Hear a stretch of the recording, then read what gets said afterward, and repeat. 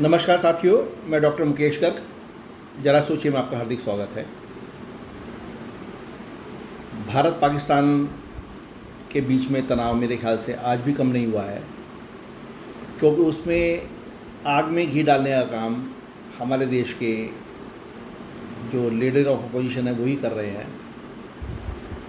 S Jaishankar जी के जो हमारे देश के एक लोकप्रिय विदेश मंत्री हैं, उनके बयान को लेकर तोड़ मरोड़ कर जिस तरीके से उन्होंने पाकिस्तान को सपोर्ट किया है, और अपने ही विदेश मंत्री से वो ये पूछ रहे हैं कि उनके इस बयान से हमारे कितने विमान गिरे हैं और कितना हमें नुकसान हुआ है, हमारी एयरफोर्स को, एयरक्राफ्ट्स को, वो बताया जाए। ऐसा करके उन्होंने पाकिस्तान को एक हवा दी है।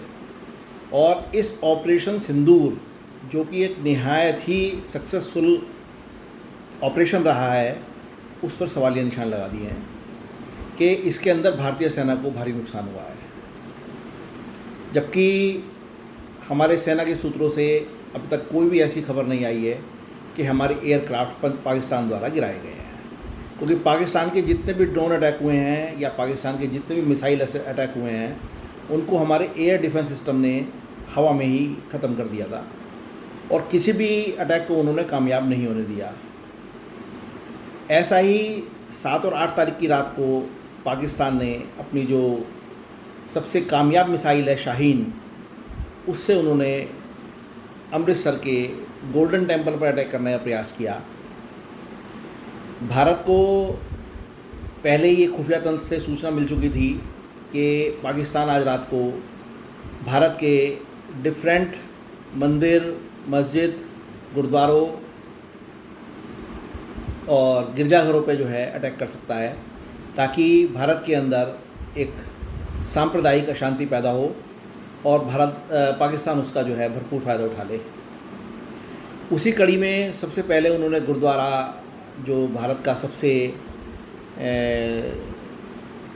सबसे ज़्यादा पवित्र इबादतगाह माना जाता है, उसको उन्होंने अटैक करने का कोशिश की। लेकिन पहले से ही तैनात 4 एयर डिफेंस सिस्टम हम उसको प्रोटेक्ट करने के लिए लगाए गए थे, और उन्होंने उस शाहीन मिसाइल को पाकिस्तान की मार गिराया।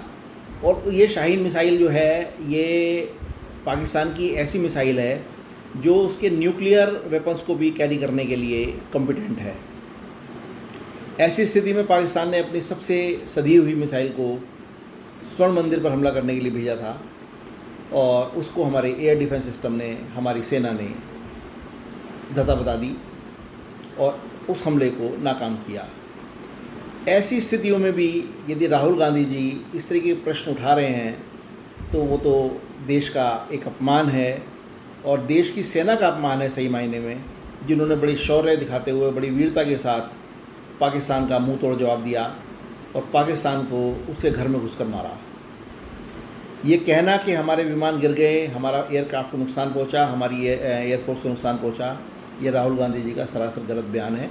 और इससे जो है पाकिस्तान को यूएनएससी के अंदर जाने में, अपने प्रूफ दिखाने में, उनके ट्वीट्स के जो उन्होंने एक्स पर अपनी बात रखी हैं, जो 17 तारीख का उनका एक्स पे स्टेटमेंट था और जो आज 19 तारीख का स्टेटमेंट है, उसको उन्हें ले जाने के लिए हेल्प मिली है वहाँ से। देश के अंदर अपने जो लोग हैं, हमें उनसे बच के रहने की ज़रूरत है। बाहर के लोगों से निपटने के लिए तो हमारी सेना काफ़ी है, लेकिन देश के अंदर कैसे निपटा जाएगा, किस तरीके से ये काम होगा, ये अपने आप में एक बहुत चिंतनीय विषय है। क्योंकि यही हमारे लीडर ऑफ अपोजिशन ये समझने को तैयार नहीं है कि कैसे इन परिस्थितियों से निकला जाएगा और किस तरीके से भारतीय सेना के बारे में, उसके शौर्य के बारे में अफवाह उड़ाना बंद करेंगे।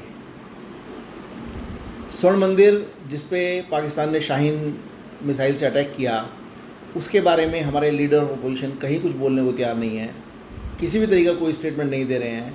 सिर्फ़ और सिर्फ पाकिस्तान को प्री इन्फॉर्मेशन वाले मैटर पे, एस जयशंकर जी के बयान पे तोड़ मरोड़ कर वो ये गलत तथ्य पेश कर रहे हैं, जिससे भारत को एक मैसिव लॉस पहुंच रहा है। साथियों, हमें विशेषकर हमारे अपोजिशन लीडर्स जो हैं, वो जाने अनजाने में मोदी जी का विरोध करते करते देश के विरोध तक पहुंच जाते हैं। उनको इस प्रवृत्ति को रोकना होगा, ज़रा सोचिए। साथ ही मेरे विचार यदि आपको उचित लगें तो कृपया मेरे चैनल को लाइक कीजिए, शेयर कीजिए और सब्सक्राइब कीजिए। धन्यवाद।